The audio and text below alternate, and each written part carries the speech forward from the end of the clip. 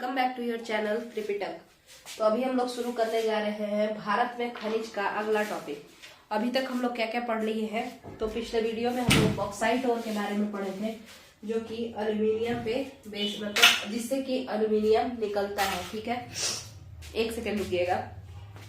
जिससे कि एल्यूमिनियम निकलता है, हम उसके बारे में पढ़े थे, बॉक्साइट के बारे में, और उसका प्रोडक्शन कहाँ कहाँ होता है।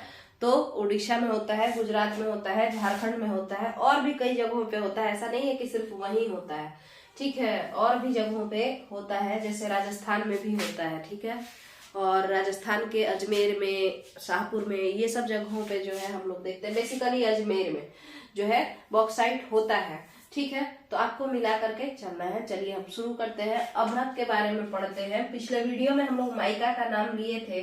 माइका का नाम लिए क्यों थे? कोडरमा के वजह से लिए थे। माइका का नाम हम लोग क्यों लिए थे? कोडरमा के वजह से। कोडरमा कहाँ पड़ता है? झारखंड में पड़ता है।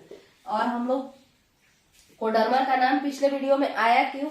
यानी कोडरमा में क्या मिलता होगा? एल्यूमिनियम का जो ओर है, जिससे कि हम लोग एल्यूमिनियम निकालते हैं, जिसका नाम बॉक्साइट, और जिसका फॉर्मूला Al2O3.H2O है। इसको याद कैसे रखेंगे? तो कहेंगे भाई कोरंडम है, और कोरंडम पे एक गिलास पानी डाल दो तो उससे क्या हो जाएगा?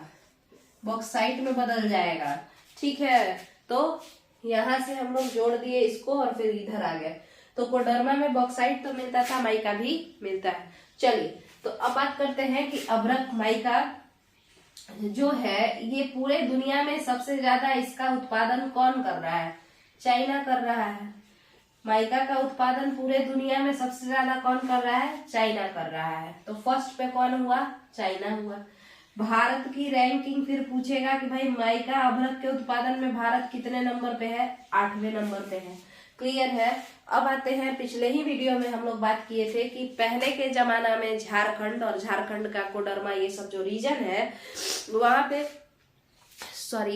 पे सबसे ज्यादा क्या हो रहा था? वहां पे सबसे ज्यादा अभ्रक का प्रोडक्शन हो रहा था। मगर हम लोग क्या देखते हैं कि ये जो अभ्रक का प्रोडक्शन है अब नेल्लौर में चला गया है। आंध्र प्रदेश के नेल्लौर में चला गया है। ये बात हम लोग देख चुके हैं या नहीं देख चुके हैं कि अब अभ्रक जो होता है वो आंध्र प्रदेश के नेल्लौर में सबसे ज्यादा होता है। चलिए, पिछले ही वीडियो में बात हुआ था। तो फर्स्ट नंबर पे अगर आंध्र प्रदेश का नेल्लौर है, तो सेकंड नंबर पे कौन है? और फर्स्ट पे बाबू की 72% से भी ज्यादा, लगभग जो है आप समझ लीजिए तो 75% अमाउंट जो है कौन लेके आता है? आंध्र प्रदेश का नेल्लौर ही निकालता है अभ्रक का। ठीक है, और उसके बाद बचा खुचा ये लोगों में बांटता है। दूसरे नंबर पे राजस्थान आता है, और तीसरे नंबर पे फिर झारखंड घसक के आ चुका है। तो झारखंड और राजस्थान में कौन कौन सा जगह है जहां पर अभ्रक की खदान होगा भाई? तो अभ्रक का खदान जो है वो है अजमेर में, राजस्थान के, और झारखंड के एज यूजुअल कोडरमा और पलामू में है। ठीक है, चलिए, इसके बाद जो अभ्रक है वो और कहाँ कहाँ मिलता है, तो ये हम मैच कराने के लिए इसका हम नाम लिए हैं, मतलब नाम यूज किए हैं।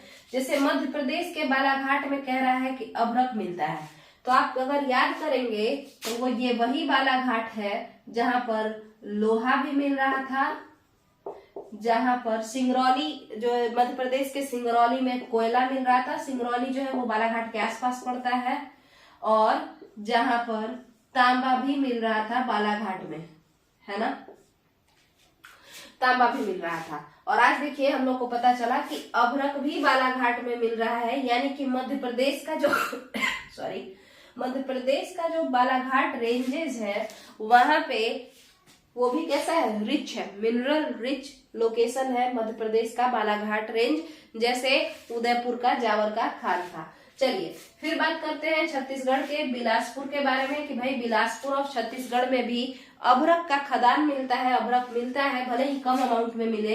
तो बिलासपुर से आपको अगर पिछला वीडियो देखे होंगे तो आयरन भी बिलासपुर में मिलता है। आयरन भी किस में मिलता है? बिलासपुर में मिलता है। तो एक तो ये बात हो गया। दूसरा, आपको ये जो अभ्रक है, आखिर इसका इंडस्ट्रियल यूज क्या है? तो मेनली जो इसका इंडस्ट्रियल यूज है, जो सबसे ज्यादा एग्जाम में पूछा जाएगा इंडस्ट्रियल यूज में, तो ये बिजली विभाग में इसका बड़ा यूज होता है। ठीक है, इलेक्ट्रिकल अप्लायंसेज में इसका काफी ज्यादा यूज होता है। जैसे जैसे आपका क्या उसको बोला जाता है, आयरन वगैरह पे जो है, आयरन वगैरह में इसका यूज होता है। तो सबसे ज्यादा यूज जो अदरक का होता है वो इलेक्ट्रिकल अप्लायंसेज में होता है। इसके बाद आप देखेंगे तो डेकोरेटिव सामान में भी इसका यूज देखने को मिलता है। तो ये सब कुछ चीज है ना। तो अभ्रक यहाँ पे जो है कंप्लीट होता है। अभ्रक खनिज जो है आपका काफी शॉर्ट में कंप्लीट होता है। और अब आप इस बात को समझिएगा, पिछले वीडियो में जब हम एल्यूमिनियम का बता रहे थे तो उसमें एक क्वेश्चन जो कि पीसीएस में पूछा था, कोरापुट जो हम बताए थे एल्यूमिनियम का, कोरापुट उड़ीसा का, है ना। तो कोरापुट ये सब जो है ना, बॉक्साइट वहां पे है, बॉक्साइट मिलता है। बॉक्साइट मतलब बॉक्साइट वो ओर है, वो कचरा है जिससे कि एल्यूमिनियम निकाला जाता है। तो कोरापुट में इंडस्ट्री है, एल्यूमिनियम रिफाइनरी का केंद्र है, ठीक है। वहां पे एल्यूमिनियम का रिफाइनरी यानी बॉक्साइट को रिफाइन करने के लिए वहां पे फैक्ट्री लगाया जा चुका है कोरापुट में, ठीक है। किसके? उड़ीसा के कोरापुट में। और आपको मिलेगा एक और जगह जहां पे आपका साफ सफाई होता है, रेणुकूट। रेणुकूट कहाँ है? यूपी में। रेणुकूट कहाँ है? यूपी में, ठीक है। तो यही है, यहाँ भी एल्यूमिनियम यानी बॉक्साइट का साफ सफाई देखने को मिलता है। एल्यूमिनियम का फैक्ट्री है यहाँ पे, सीधा सीधा बात समझ लीजिए अगर, ठीक है। तो यहाँ पे आपका अभ्रक वाला जो टॉपिक है वो भी कंप्लीट होता है। अभ्रक का यूज किस में होता है? तो माइका का यूज सबसे ज्यादा इलेक्ट्रिकल अप्लायंसेज में होता है। अच्छा, कैसे यूज होता है अगर आप देखें तो आयरन जो होता है ना, तो आयरन अगर ऐसा होता है कि मतलब आयरन इस शेप का है, ठीक है।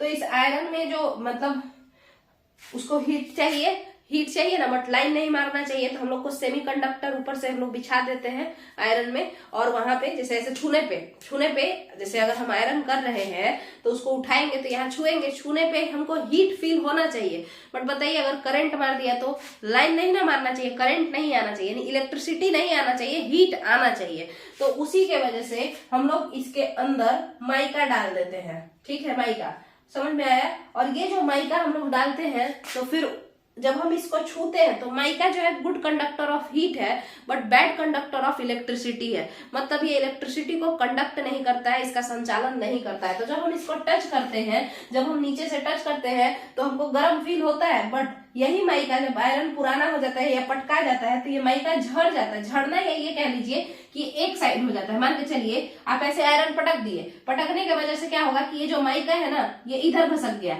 इतना इधर आ गया और यहाँ पे पूरा खाली हो गया। अब कोई इंसान जब ऐसे टच करेगा तो उसको इधर साइड वाले पोर्शन में आयरन में करंट लगेगा, क्योंकि वहां पे जो आपका नॉन कंडक्टर था, जो कि माइका था, वो हट चुका है गिरने के वजह से या ज्यादा दिन तक यूज करने से भी आयरन में ये चीज देखने को मिलता है, ठीक है। तो सबसे ज्यादा इलेक्ट्रिकल अप्लायंसेज में माइका का यूज होता है, खास करके ताकि किसी को करंट ना लगे।